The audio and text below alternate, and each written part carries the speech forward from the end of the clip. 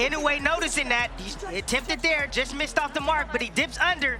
You see his eyes. He's looking right at... And another right hand. Oh, and he knocks him down. An Inoue massacre, straight left, right hand, right down the middle. Right between the seam.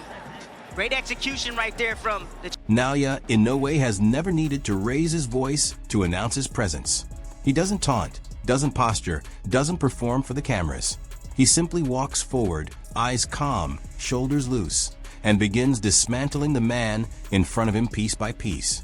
That silence, that eerie composure, is what earned him the nickname long before the knockouts piled up. In Japan, they call him Kaibutsu, the monster, not because he rages, but because monsters don't need emotion. They just destroy. You see it in the reactions of his opponents long before the fight is over. A sudden wince after a body shot. A half step too slow after a counter.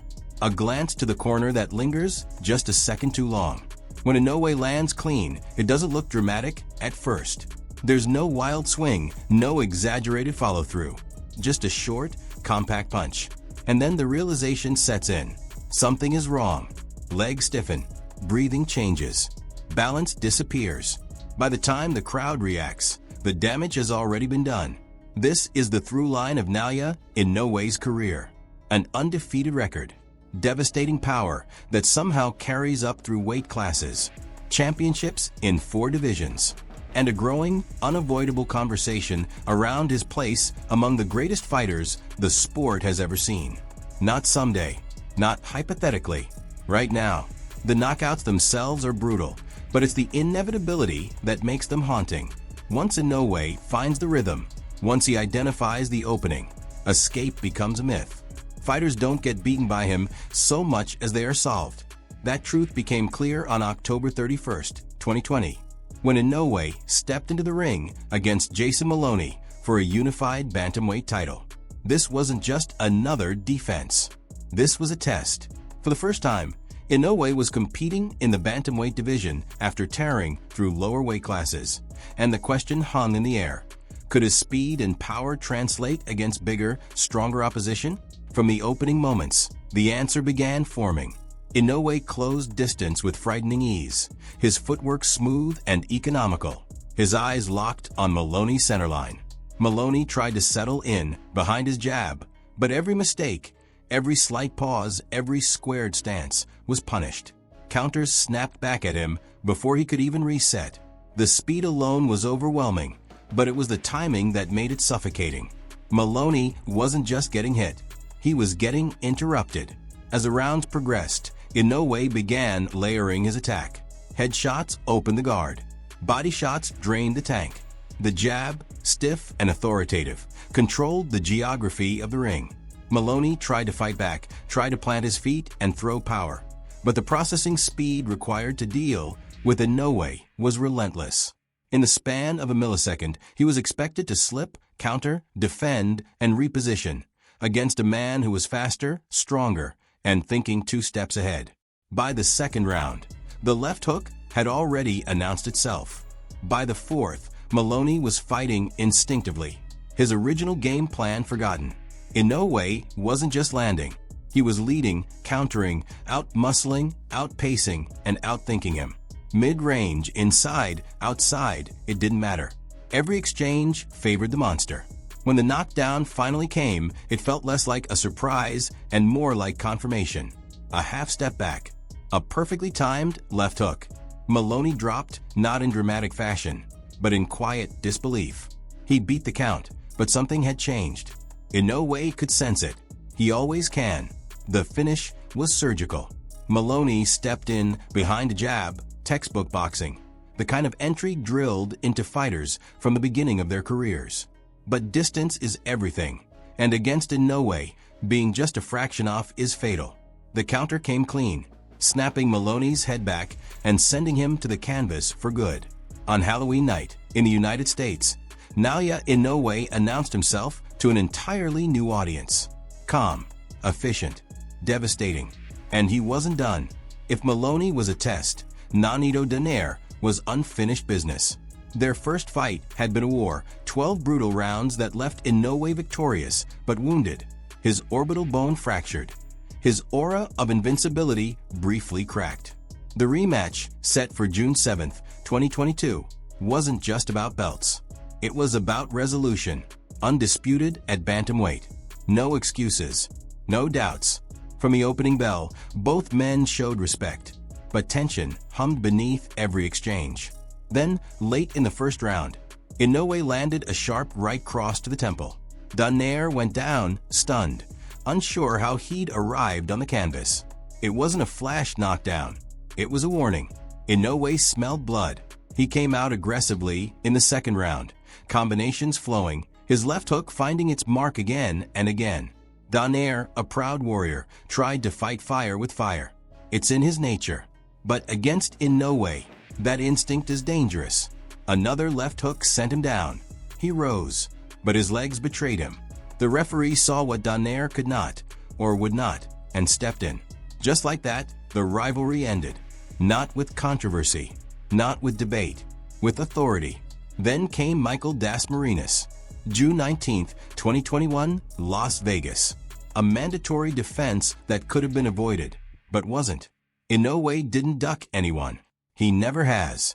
Early on, he controlled the ring with his jab and footwork, patient, measured, letting Das Marinas feel the pressure of simply being in range. That presence alone drained energy, forced movement, forced caution, and then the bodywork began. A left hook to the liver sent Das Marinas to the canvas, the kind of shot that doesn't register immediately.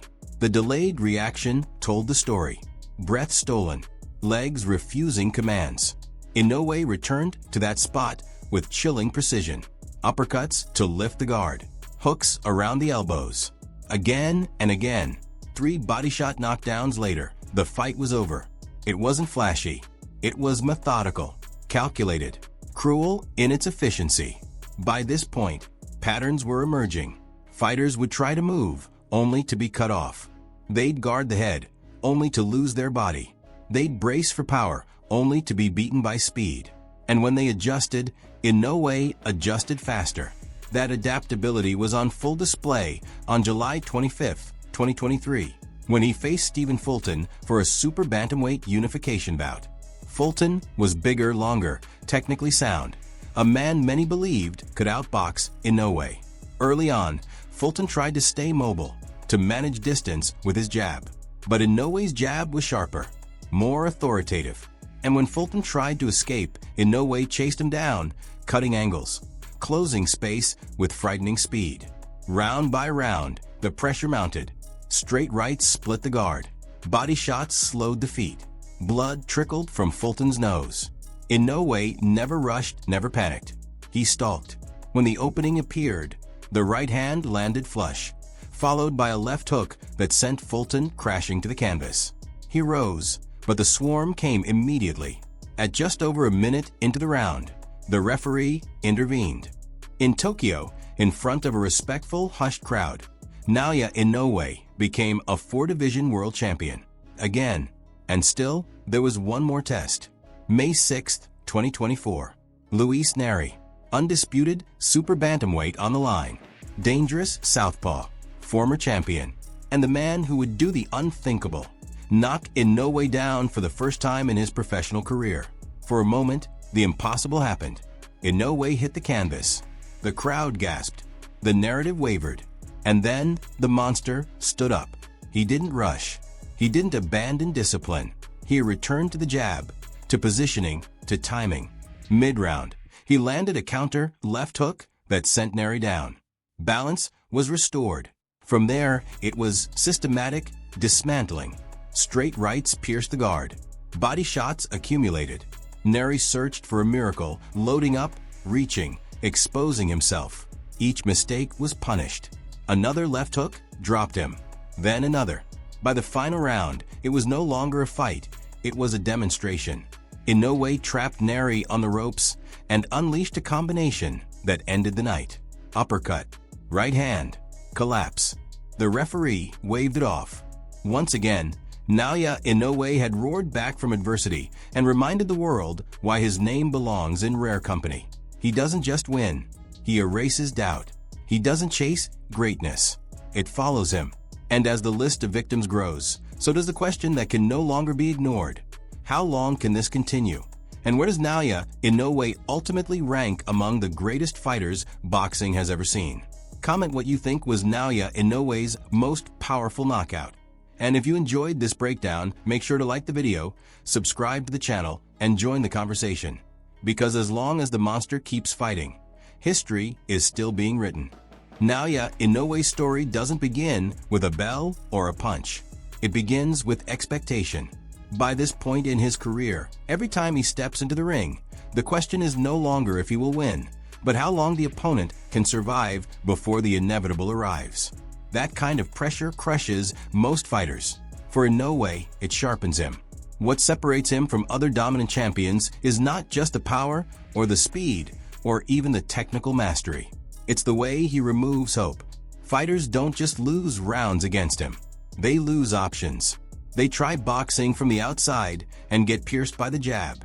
They try to brawl and get countered into the canvas. They try to survive, only to discover that survival itself is exhausting when every second feels like a threat. By the time Inoue reached his undisputed reign at super bantamweight, he wasn't just beating elite fighters. He was redefining what elite looked like in real time. Opponents who had built careers on durability, ring IQ, and championship pedigree suddenly looked ordinary, even fragile, under his pressure. Analysts struggled to find weaknesses. Fans began to speak about him in the same breath as legends, not because of hype, but because there was no other vocabulary left to describe what they were watching. Inoue's power has always been the headline, but the true engine of his dominance is restraint. He doesn't chase knockouts recklessly. He builds them. Every body shot is an investment. Every jab is information. He reads reactions like a language only he understands. A flinch here, a delayed step there, a guard that comes back half a second too late. That's when he commits, and when he does, the fight changes permanently. What's most unsettling is how composed he remains even when things don't go his way. The knockdown against Luis Nery could have been the moment where chaos entered his game. Instead, it became a demonstration of his maturity. No panic, no desperation, just adjustment. He shortened his punches, tightened his defense, reasserted control with fundamentals that most fighters abandon under stress. That calm response is what separates great champions from all-time greats. And it's why comparisons to fighters like Terence Crawford, Manny Pacquiao, and even historical figures from lighter weight classes aren't exaggerations anymore. Inoue doesn't rely on a single attribute. He has knockout power in both hands, but he also has footwork precise enough to dictate range, timing sharp enough to intercept punches mid-motion, and an understanding of positioning that turns opponents into stationary targets without them even realizing it's happening. There's also the psychological weight of fighting him. Fighters talk about it afterward, often without realizing they're revealing the truth. They mention how heavy the punches felt, how fast everything was, how it seemed like he was always in the right place. What they're really describing is the suffocation, the sense that no matter what adjustment they made, Inoue had already accounted for it. That's why his fights so often follow a familiar arc, competitive early moments. A sudden shift, then collapse. The crowd may not always see the turning point when it happens, but the opponent feels it immediately. It's the moment when confidence turns into calculation, when offense becomes caution, and when caution becomes fear. From there, it's only a matter of time. As Inoue continues forward, the questions grow larger. How many divisions can he realistically conquer? How long can he maintain this level of speed and explosiveness? And perhaps most importantly, who, if anyone, exists that can force him into territory he hasn't already mastered? Because right now, Naoya Inoue isn't just collecting belts. He's building a legacy defined by clarity. No controversy. No debates about robberies or favorable judging. When his hand is raised, there is no argument left to make. The opponent has been broken down in full view of the world. And that's why the nickname still fits so perfectly. The monster isn't loud. He isn't theatrical. He doesn't need spectacle. He simply arrives, does the work, and leaves destruction behind him.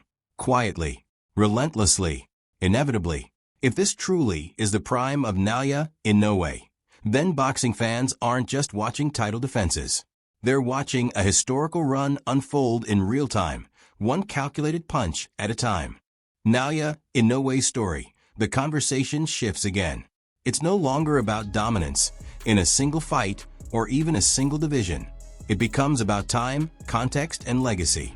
About how rare it is to witness a fighter whose prime doesn't flicker or waver, but expands with every challenge placed in front of him.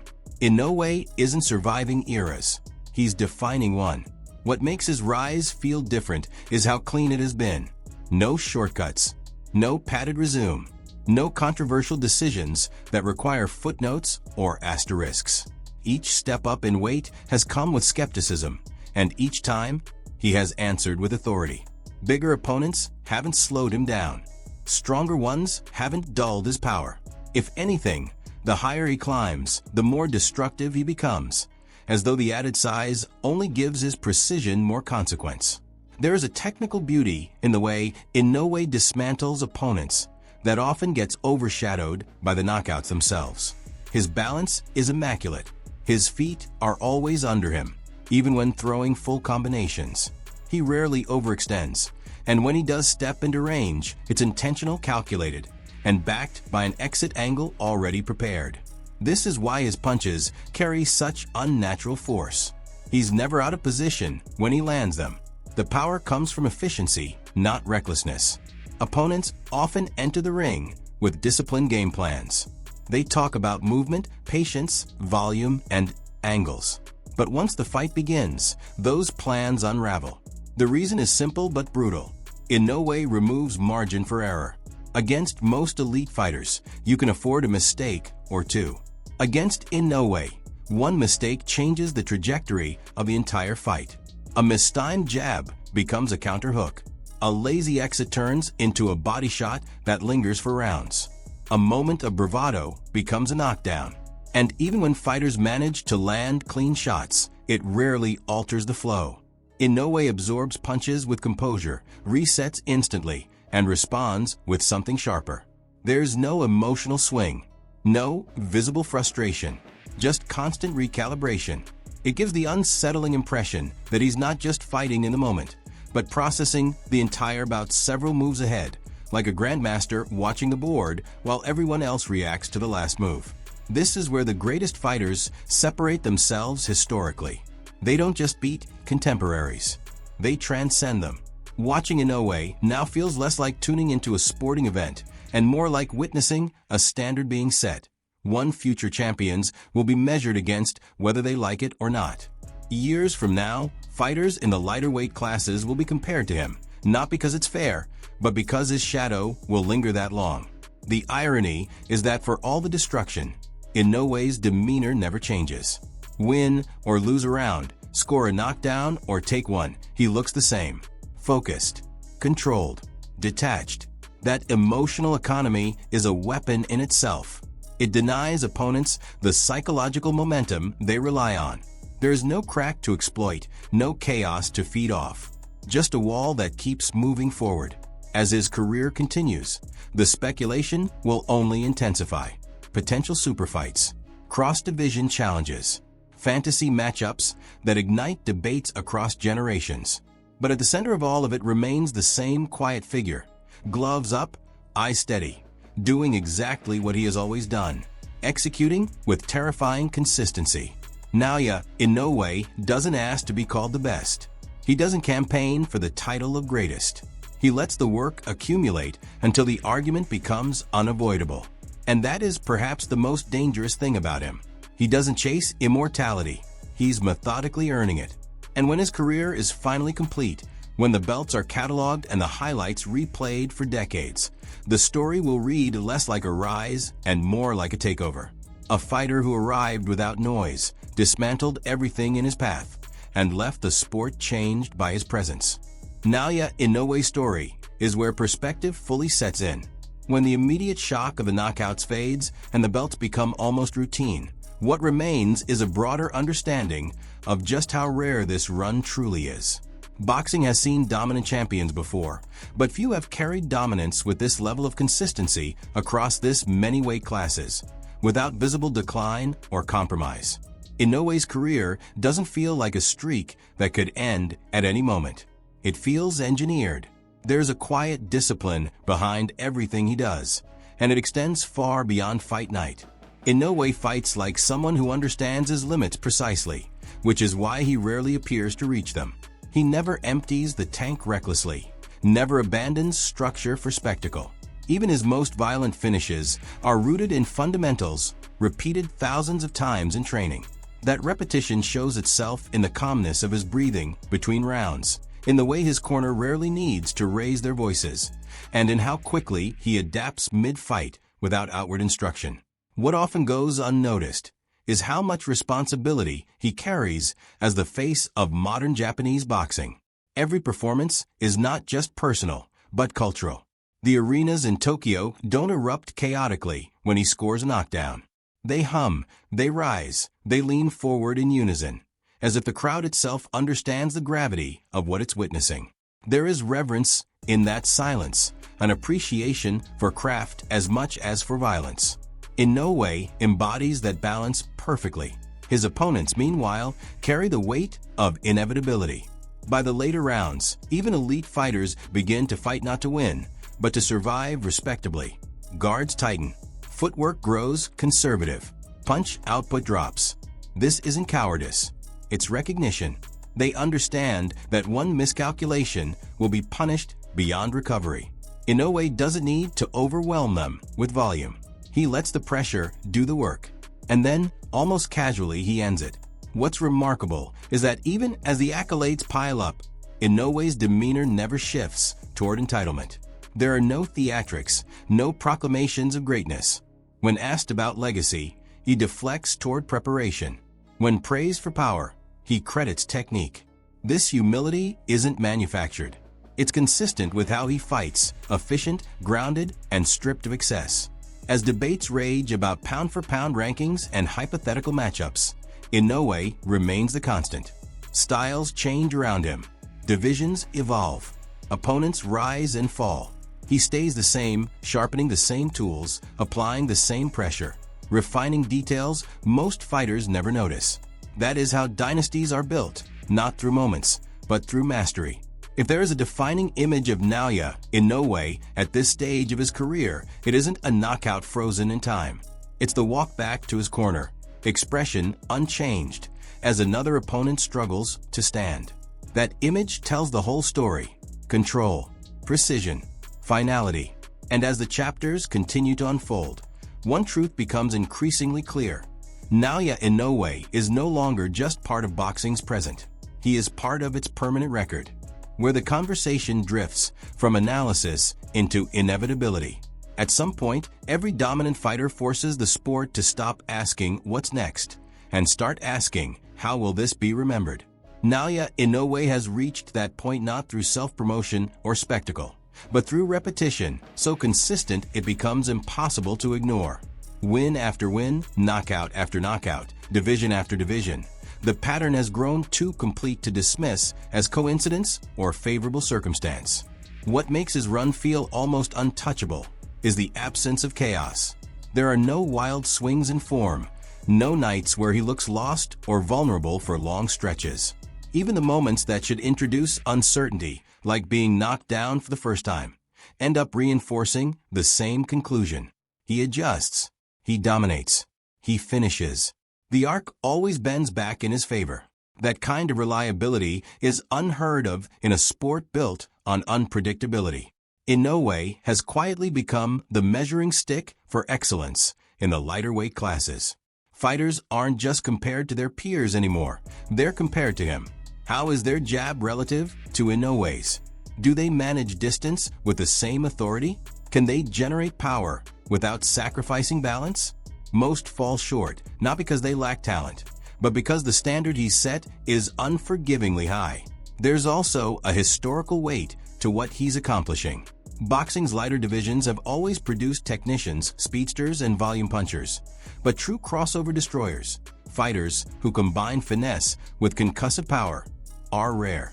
Inoue belongs to that rare lineage, the kind that transcends weight and forces fans of all divisions to pay attention. He doesn't need to fight heavyweights to feel heavyweight in impact. Every punch carries consequence. As time moves forward, the list of potential opponents grows thinner, not because challengers don't exist, but because fewer of them feel credible. This isn't arrogance on the part of fans or analysts. It's pattern recognition. We've seen what happens when elite fighters with solid plans and championship experience stand across from him. The outcome changes in detail, but never in direction. And yet, there's something almost unfinished about his story, which is what keeps the intrigue alive. He fights like a man still in pursuit, still refining, still hungry. There is no sense of coasting, no hint that he's satisfied.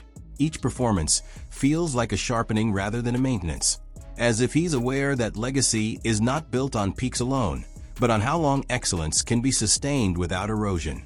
When the final chapter is eventually written, it won't need embellishment. The footage will speak for itself.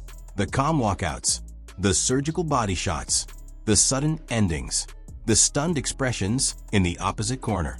Naoya Inoue's legacy is being carved in real time, not with noise, but with certainty. And in a sport defined by fleeting glory, that may be his greatest achievement of all, where reflection deepens into something heavier, almost philosophical. At this stage of Naoya Inoue's career, the story is no longer just about dominance inside the ropes, but about what his existence does to the sport around him. Boxing bends around fighters like this. Divisions reorganize. Matchmakers hesitate. Champions elsewhere look over their shoulders. The presence of a figure this absolute changes incentives, alters risk, and reshapes ambition. There is a subtle loneliness that comes with that kind of supremacy. When a fighter reaches a level where the margin between himself and the rest of the field becomes visibly wide, the battles shift inward. Motivation must be self-generated. Fear of defeat is replaced by fear of stagnation. Inoue fights like someone acutely aware of that danger. Each outing feels like a personal standard he's trying to uphold rather than an opponent he's trying to conquer. This is why his performances never drift into autopilot. Even in fights where the outcome seems preordained, he remains exacting. He doesn't coast on reputation. He doesn't chase the fastest finish for highlight value. He methodically breaks resistance down until the opening presents itself naturally. That patience, combined with explosive execution, is a rare pairing. Most fighters possess one or the other. Inoue operates comfortably with both. As the years pass, future generations will likely struggle to contextualize what they're seeing now without leaning heavily on numbers and accolades. Titles, defenses, divisions conquered. But statistics will only tell part of the story. They won't fully capture the feeling of watching a world-class opponent slowly realize, round by round, that they are outmatched in every phase. They won't convey the quiet inevitability that settles over an arena when Inoue begins to tighten the screws. There is also the matter of influence. Young fighters study his foot placement, his punch selection, his ability to generate torque without sacrificing balance.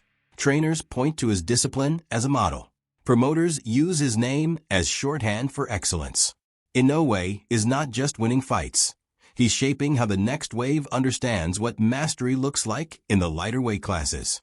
Yet despite all of this, he remains curiously untouched by excess. No grand declarations. No manufactured rivalries. His public persona mirrors his in-ring approach, efficient, respectful, and focused on the task at hand. That restraint amplifies the violence of his performances rather than dulling it. When he finishes a fight, it feels earned, not forced. Part 6, then, is about recognition, not just from fans or media, but from the sport itself.